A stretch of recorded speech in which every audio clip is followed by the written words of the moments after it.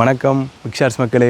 இது வந்து விசாலாட்சி சமேத விஸ்வநாத கோவில். எங்கன்னா திருக்கோளிக்காடு போயிட்டு வர வழியிலேயே இருக்குது. இங்கே வந்து பார்த்தீங்க அப்படின்னா அக்கா வந்து கீழே மிதிப்பாவல் வந்து படிச்சிருந்தாங்க. அதை பார்க்குறதுக்காக தான். எங்களுக்கு சும்மா காட்டுறீங்களா அதை?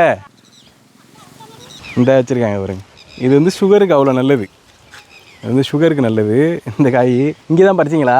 சரி சரி சரி. ஆட்டோ ஓட்டிட்டு வந்தேன். செடி கிடந்துச்சு. சரி. கிடக்கு. ஆமாம் ஆமாம். இது கோவில் குளமா?